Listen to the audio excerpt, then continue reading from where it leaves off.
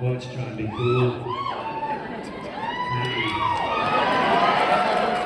Oh, put yours on, Bill. Right, hold on.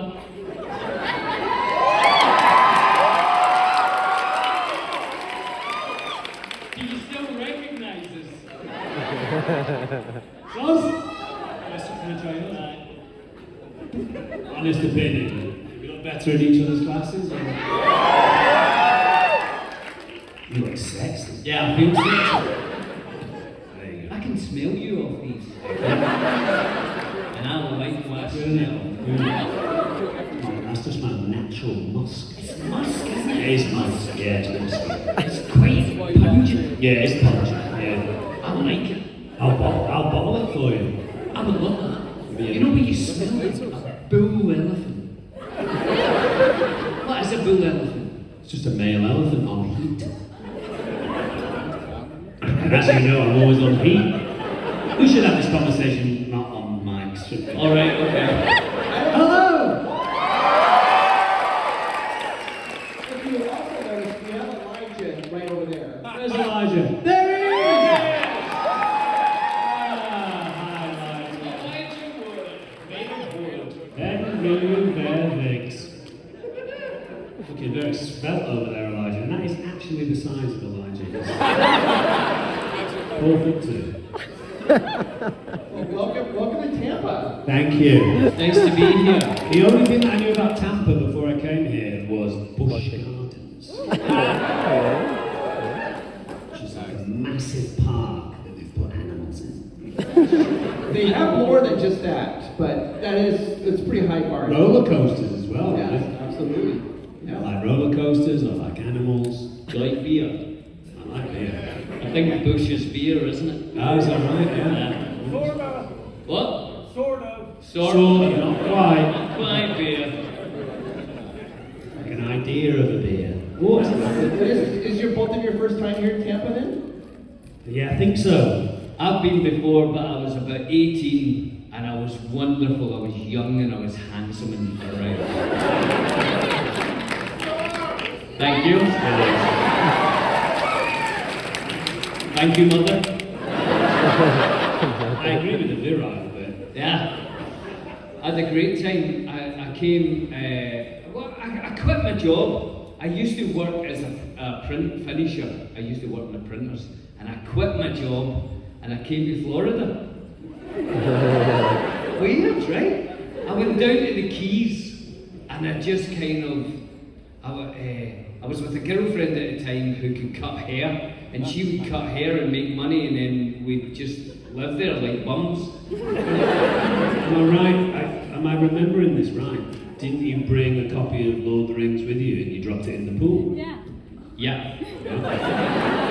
What part of the book were you at when you dropped it in the pool?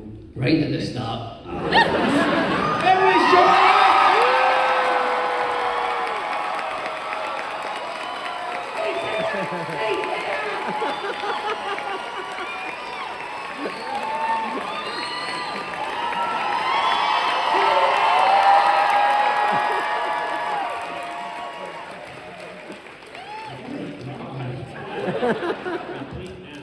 And as a special treat, Elijah, what? you're supposed to be here. Well, welcome, Sean. Okay. Come on, take a seat. You've been on your feet all day. Relax. Well done, Sean. Want an omelette? Can we get an omelette for Mr. Astin, please? Crepe. 3 eggs, please. Crepe. An omelette? No? Something else? Crepe. A crepe? Crepe. Make him 25 crepes and he'll get it. You can have potatoes and crepes. Savoury crepe. I'm not a fan of the savoury crepe. I like a sweet crepe. I like Nutella, I like strawberries, I like sugar, I like lemon. I'm not into a crepe with rosemary and goat's cheese. I'm with you, Dom. I'll support you 100%. Thank you. Pepperoni. Yes. Exactly. Hi, everybody. There's a cavalcade of characters there wanting to to ask questions, Rochelle. Oh, hi. Let's do this. We're We'll gonna get into it soon. I lost my voice. I had to come to Hall E or whatever to find it. So, Hall E. Oh, D. Hello. D. D. Hall D. My friends are all in Hall D. I'll be back. Hi. Fire away, my dear. My name is Dahlia. What's a word that's made up or sounds made up, for example, scrumptious or quizzical, that describes you? And some other words for your classmates. Strong question out of the gate. I like it. Delicious. Yeah. I'd say Sean's delicious. That's not a made up word, it's got to be a made up word. Well, aren't all words made Made up up? word? A made up word. At some point, Either made up or sounds made up. Garumpily Yum Dum. For Sean, for Dominic, Rumpy Dumpy Bum. Thank you. So, I'm with Shakespeare. Can you do something that sounds like quiche? Quiche, Yes. Riche, Riche. Yeah. I'd describe you as unctuous. I love that. No, that's a real word. You don't want to be unctuous. Is it a bad word? Yeah. Oh, I always thought that. No, sorry. I take that back. You take that language, didn't you? You're not unctuous. Not unctuous. You're stubborn, You're a maybe. mensch. I'm mensch. You're a mensch. And you're Mensch. yeah, you're also a mensch.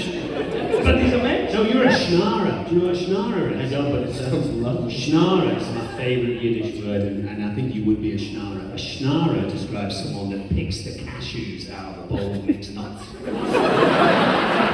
When you don't think he's a schnarrer, you think, yeah. I like Altacocker. Thank you for your question. Nuts.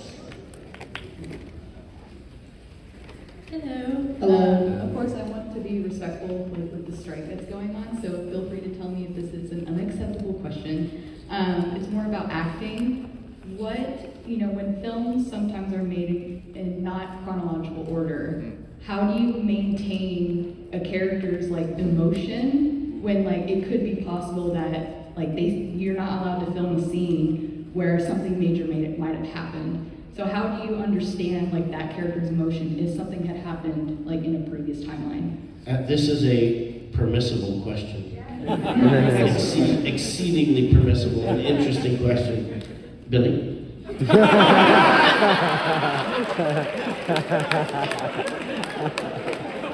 Nice. Thank you, Sean. What I do when there's times like that, and it happens a lot, there's not many filmmakers who film chronologically. Is that the correct word? Yeah. Chronologically. Ken Loach does, but there's very few. And what I do is, as part of the script work, I mark off what I think is the big character beats, where my character is definitely different after this moment. And then once you know the schedule and you know when you're filming it, I kind of go back to that and I think, oh, he's already done this, he's done that, but he's not done this yet. And then I just try to get into that headspace and, So with film, more than theatre, you have to make sure you know these beats, because in film you don't get a lot of time to work these things out. You have to just make a decision, make a strong decision and go for that. So yeah, it's a little map that I make. Yeah, thank you so much. I Thank appreciate you. Here's another. There's a kind of Zen safety mechanism that if you're really in the moment of what the character is doing, then whatever is going to happen next will happen next. Whatever is supposed to happen will it's just a kind of get out of jail free card. If you can be really in the moment where, to me, we did a film together. Sorry. And in this film, there were times where we'd skip back and forth, and radical things would have changed. But really, all I had to do was look at my clothes. The level of dirt or dishevelment would sort of anchor me to wherever we were supposed to be. It was a great question, thank you. All right, our next question. Hello, Hobbity woman. Hi, my name is Emily. It's wonderful to meet you. I'm sorry, I'm terribly nervous, but this is a question for Billy. Do you have a favorite kind of tea? My favorite kind of tea is Earl Grey with a little bit of milk and sugar. Right? Well, you've got the wrong kind of tea. I'm sorry about that. I don't like Earl Grey with milk in it. But don't feel bad about that. You can have whatever. It's a bit late now. If you went to Billy's house and he asked you if you'd like a cup of tea, and you told him what you like, he would serve it to you just as you like it. I would serve it any way you wanted it, of course I would. But you shouldn't put milk in it. I like Earl Grey, but I think it smells a bit like soap. You know what I mean? That kind of weird. I like green tea better. I like a green tea. But my favourite tea is what we just call builder's tea, which is just a black tea with milk. That's my favourite tea. Like Earl Grey. Like Earl Grey. No, you're right, actually. Yeah. You're quite right. You got me there. Thank you. I didn't hear the word oolong anywhere in there. Enjoy your tea. How you doing, guys? Hello, how are you? Love the comedy. Great improv. Oh, too close? That's fine. I'm used to it. So, after finding out, can ask the question, just want to let you know, Quantum Break, phenomenal job. Thanks. That's what I was going to do with the question. But what I want to ask instead was, and this is for all of you, including you, Chris. Yes, I know. Hey, you were entertaining us, so that's what I'm asking this. What is your favorite video game and why? Hence the Quantum Break. What's yours? My favorite video game, Tetris. Nice. Good game. That's for one game. Good old. Trying to master it. Yeah, it goes deep, that game, you know. Okay, so there could be any one of a million answers to this, but I think if you did sort of pound for pound, minute for minute, the most I've ever played a game, probably Tower Madness. Do you know what that is? I don't actually. It's these robots, these aliens are trying to steal your sheep. And you have all these different kinds of lasers and blasters and things. But it's very much about like the shape of the board, and my eyes have spent thousands of hours. This is a stupid sheep game. Listen, sheep are important, just as New Zealanders. Yeah, very important. I think if I were to answer the same way as you, Sean, hours spent playing a game is probably Skyrim. Actually, one of the PlayStations that I played on it the most, just like went up in smoke one day, like literally kind of white smoke came out. And I was on Twitter and I was like, oh, I've lost my Skyrim game. And some guy got in touch with me on Twitter and said, if you send it to me, FedEx it type thing, I'll try and fix the PlayStation. I was like, well, what have I got to lose here? Because it's So he got in touch with me, very kindly said, I fixed it. Changed all of your home screens, and it's now like a Skyrim home screen. I was like, oh, that's great. And he said, just in case you're interested, I did see how many hours that you clocked. It's 380 hours. Child's play.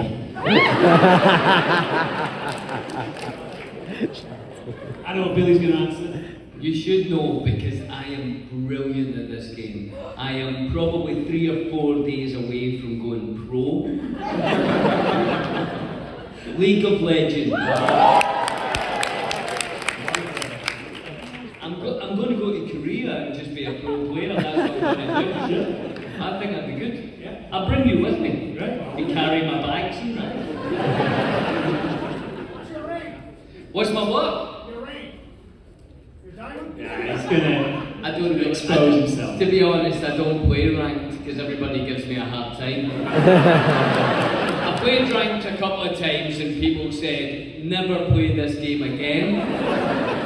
Somebody said, sell your computer. Another person said that I was the worst support who ever played the game. It's so painful.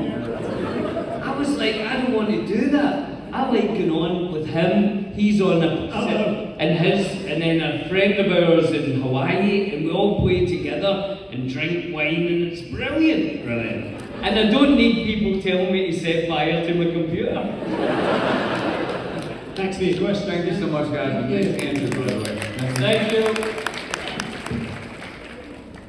Next question. Hey guys, I'm a very big fan of your podcast, The Friendship Onion. My favorite personal guests were Sam Riegel and Jeff Probst and Elijah Wood, of course. I was just wondering, Billy and Don, what were your favorite guests to have on? Sean Astin. I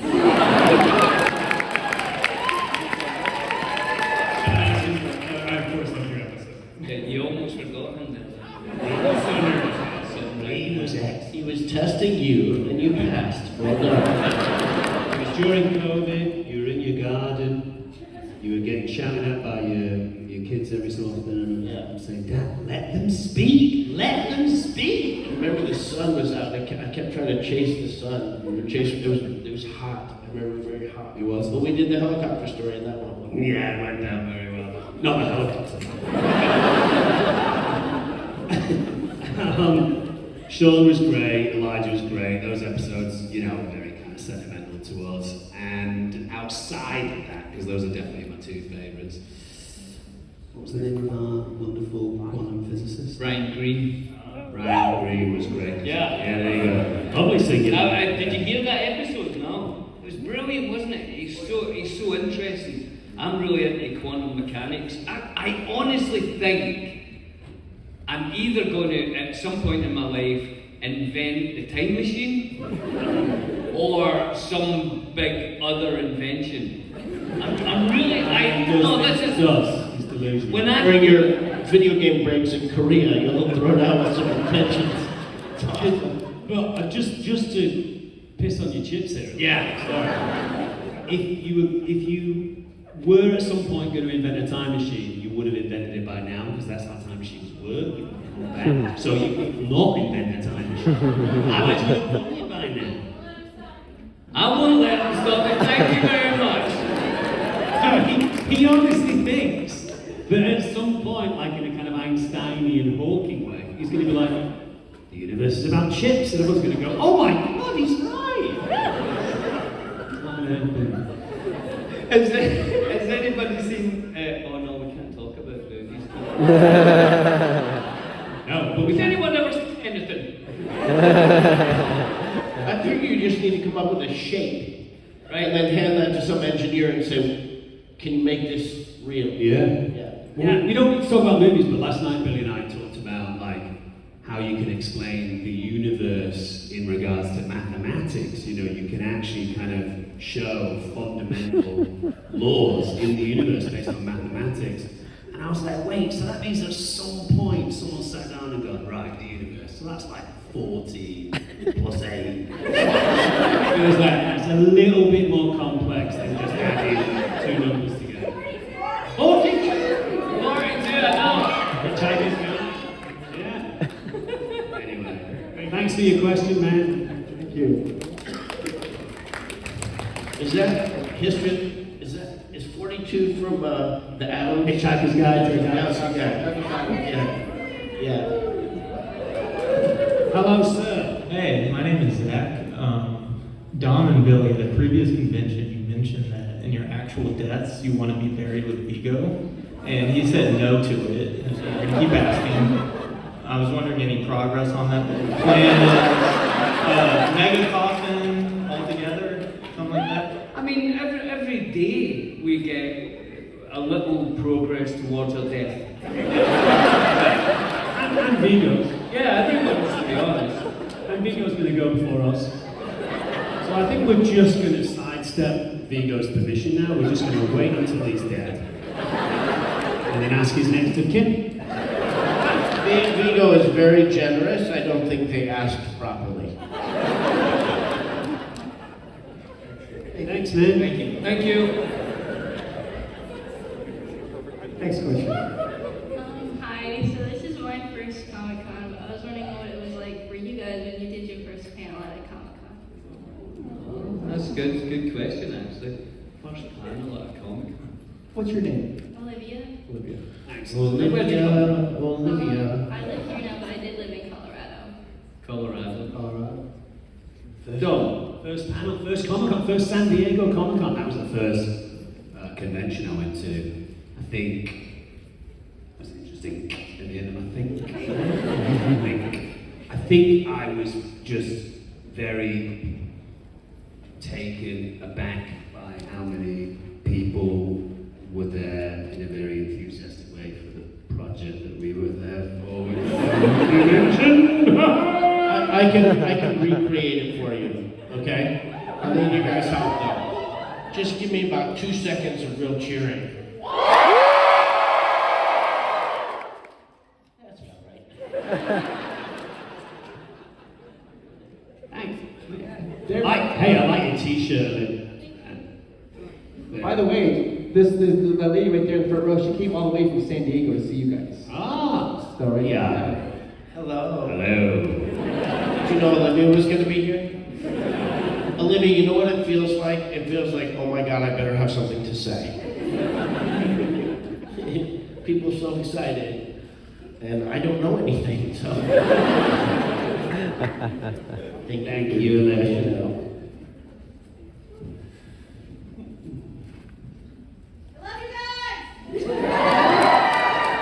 Was that just to the other people in the audience?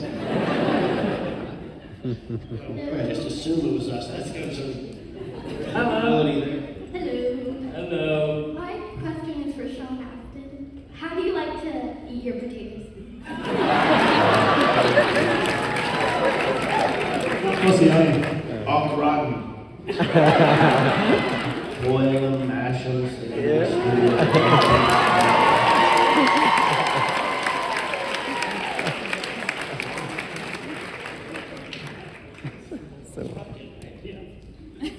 Hey, Rocket. Thank you.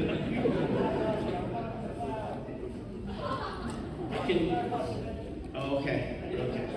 I'm just going back to that song like 10 years ago. Is it done? What does the fox say?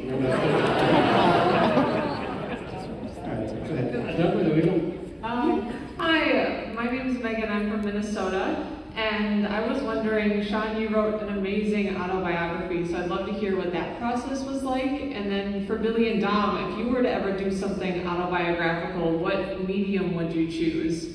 Like a documentary, a song, a piece of art? Well, my book was really it was not a careful, thoughtful book. And I think the product shows it. Basically, you know, I have to be careful how to say this. The situation we're having now with the strike is not new. Let me just say that. And we had traveled all around the world several times promoting the film, but had to sell our house. My wife and I had to sell our house. We couldn't afford our house. Don't feel too bad. We made eventually a lot of money, but at that point, I was like, I don't understand how we can be sharing. Do you remember when they gave us the leather book? They gave us these leather-bound diaries at the beginning of the movie. And they said, we want you to just be able to capture your experience. And I thought, fuck you. Pardon my French. Sorry. Because we had to sign all kinds of rights away to everything. And I was like, I own my own thoughts and my own memories. I'm not going to write it in your book. I didn't. So, I think this is not in the spirit of that experience, but this was one thread of the experience for me. Not a controlling thread, but it was a thread. And so I just said, we should be able to, I should be able to tell these same stories to a ghostwriter or some collaborator and get paid for it. And so it sort of goes back to the question that Olivia had about what's it like when you're standing at a convention. And so to me, it was a little bit of, I really appreciate Joe Layton, who wrote the book with me, who really did the heavy lifting on the manuscript and stuff. But it wasn't a point of pride. It was actually kind of a shame-filled wreck. I know, right? Now, it was coming from myself, so some really good things ended up in it. And I found that, people who study acting have found a lot of value out of it and so forth. But it was really a product of me feeling as this tidal wave of money, billions of dollars with Lord of the Rings were coming down, and it didn't filter to anybody below. It only stayed at the top. So I just said, well, let me go, and I was so grateful St. Martin's Press agreed to do it. So I was very appreciated that they were willing to do it. And I basically just sat down with Joe Layton, and he said, well, what was an average day like on the set of Lord of the Rings? And I would talk for like 8 hours. He kept having to change his tape out of his thing. That's back in the days when they had tapes. And we kept talking, and I kept, just going and going and going and going. And then finally he looked like, I think you've said enough for us to fill a book with. And so we did. So I don't mean to be, I don't mean to be disrespectful to it or to the experience that people had reading it. I love autographing it for people. It's a record of my experience, but it's not like it was a really, it was, I'd like to write. So, I never really explained it that way to other people before, but I feel like at this moment, based on what's happening, it's probably a good thing to share. Sorry.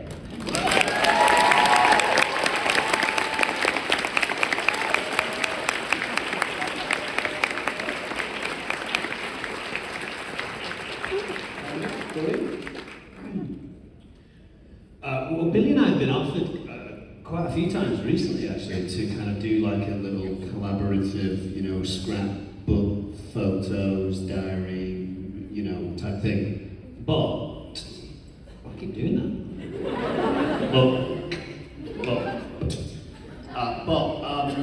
We have kind of said we don't necessarily think that it's the right time right now, because Billy and I are doing a play next year, January, February, March, in Canada, if you guys want to come, Toronto, Nova Scotia.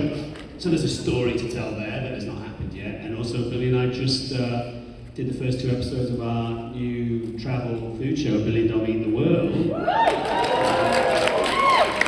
And there'll be more travels to come, so we kind of said to these people who have offered to us, we think that there's a much better story as the time goes on, and I think at some point we might tell that story. I think we should do a book, Dom. It would be very... Okay. I think we would choose more about me. Actually, I have to say this. Billy, for those of you who don't know, he plays the guitar excellently. He's excellent, and he sings amazing. So you got to do something with song, I think, to celebrate your life, because your voice is awesome as well. That's funny you saying that. It's almost like you're my manager stroke agent, publicist, because I'm actually working on a one-man show just now that I will be taking out, which is basically song and poetry and looking at life as someone who grew up in Scotland. You written a song about me? I'm doing it as we speak. I've been working on it for about 1.5 years. Is it the finale? Is it called The King? It's called You Wonderful Shit. Wonderful. Got to pick the bones out there. There's that lovely dog with the wig on. Does your dog wear wigs? That is the most beautiful thing I've ever seen in my life. For those of you who can't see, there's a dog with a little elven Oh my god. and a little wig. Is it a Like a wig? barrister. Yeah. Is it a wig? It must be a wig. It's got to be a wig. Or is that a perm?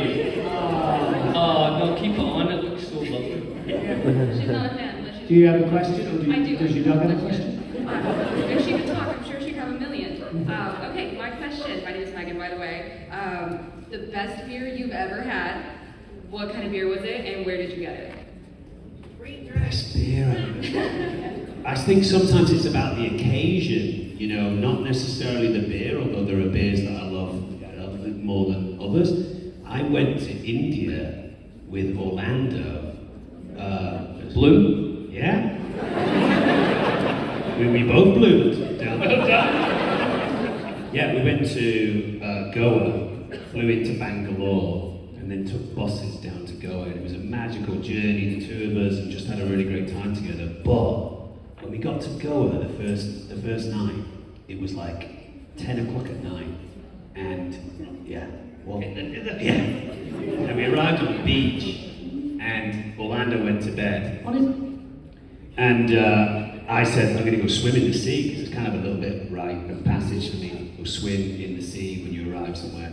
So I was making my way to the ocean, and there was a little kind of campfire burning, and it just kind of caught my eye, and I was on my way there anyway, so I just passed by this guy, lovely little Indian gentleman, spoke English, and he said to me, where are you from? And I told him, he said, what are you doing? I said, I'm going to go swim in the sea. He said, are you hungry? I said, I actually am hungry. He said, I can make you some food if you want, you know, obviously for money. And I was like, yeah, that would be great. What are you going to make? And he said, I'll make you like, you know, some chicken and like bread and blah, blah, blah. I was like, oh, great. He said, you go for a swim for like 10 minutes, come back and I'll have food. So I'm swimming in the sea, the stars are out, the ocean's roasting hot, it's beautiful.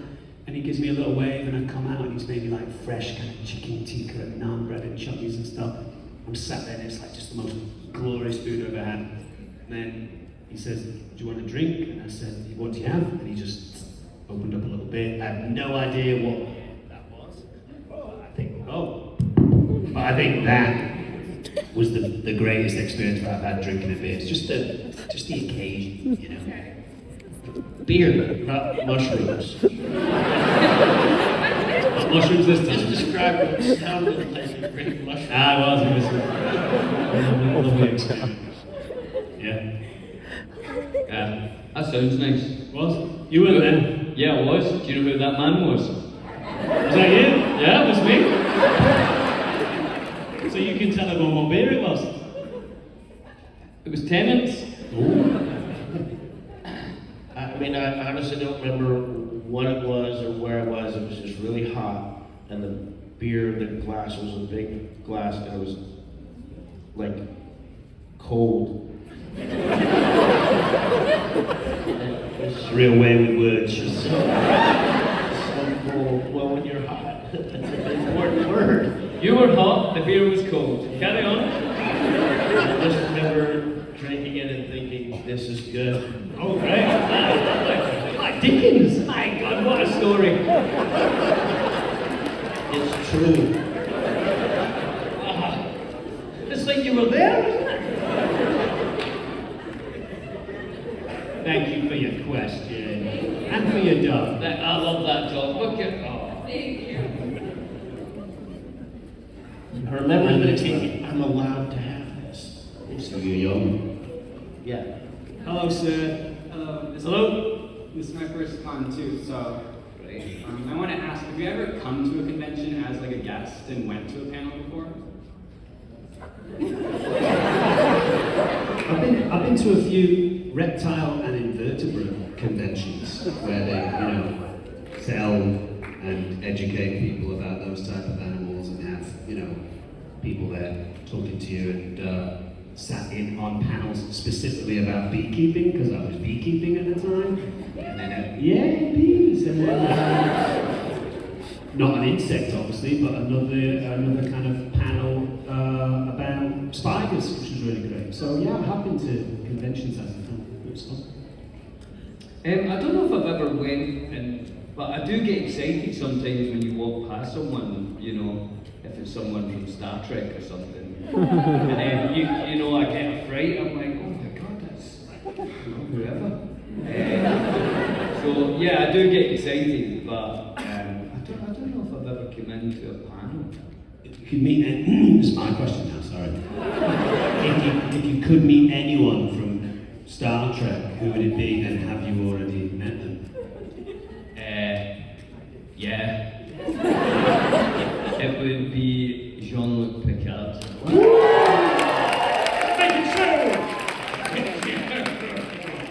And I have met him. It was brilliant. The beer was cold. And I was hot. So is the thought like, is it possible that someone on the stage might be interested in someone else? Enough to get in the car and drive or fly, or people have come from all over? No. But like Billy said, particularly in San Diego Comic-Con, they'll be walking you to your next panel or to your autograph signing, and you'll hear a crowd get really excited, and then you want to know what it is, and sometimes you hear it, and it's like you can't go. It's disappointing that you can't go. So that sensation of wanting something other than yourself, wanting something where you don't have to be the center of attention, yes. I did crash a panel once with Terry Pratchett. Yeah, and he was very uncomfortable. He was always uncomfortable anyway, because he wasn't a huggy kind of a guy, and I'm sort of a hugger, so I just leapt onto the stage, because I played a character from one of his books, and Two Flower, and I jumped on the stage and I gave him a big hug, and he was miserable. And then I sat down and we talked for a little bit, and then I left because I had properly crashed it. He did not know I was going. It was pretty good. Yeah. Thanks, man. Thank you. All right, guys, if we have time, let's get our last question here. Our last question. Mikey from the Goonies. I thought it was Hooper from Jaws, but it could actually be both, really. Yeah. So my question for Sean Astin, I was wondering what's your favorite co-worker to work with during the filming of the Goonies? Hello? I was going to say Billy Boyd, but we didn't know each other. Backfired, hasn't it? My favorite co-worker? Well, I should say Corey, because I just saw him walking through the halls. And have you guys been keying on Elijah's picture? Yeah, there he is. Yeah. I mean, it's honestly, the whole hour I've been like looking at it. So I don't know. I mean, we all loved each other. Some more than others. Some more than others. That's true. I remember Anne Ramsey, who played Mama. She was married to Logan Ramsey, this old character actor. They were both very old, and we had these houses. Did you ever see the houses on the Warner Brothers lot? That were like little dressing rooms. Yeah. If you were special, you got one with a patio on it. They were tiny. They were little tiny houses, and those two would sit at the end of the day with a Bloody Mary in their hand, and they would just let the sun set and then go get in the car that was waiting for them and be whisked away. So that was pretty. Yeah, I admire that one. And then another question. You're just thinking of? Yeah, I'm not blanking. Cold beer. Was the Bloody Mary cold? Is that what you What was your favorite scene to film during the Goonies? Well, I always have the same answer for this question. I got to kiss the girl. So I should just say Carrie Green. Yeah. I know it's Billy and I would just like to, in terms of the best co-worker let me finish. I'd just like Billy to answer for me. Who do you think I would say? Who's the best to work with? Yeah. And all the movies that you've ever worked in, Yeah. TV shows and all that. Yeah. It'd be me. Is it me? No, it's not. where would that be? Like 4, 3, 4? I've not really thought about you actually. Well, start going through it in your mind. Are we getting into the teens? No. Megan Fox. Yeah. Come on. Eminem, but what? Eminem, Kissed her, didn't you? Oh, I kissed her. Yeah. Remember that? It was 15. It was a good video. That. Thanks for your question, Mikey. Thank you very much. You guys give a huge round of applause for Sean Monaghan.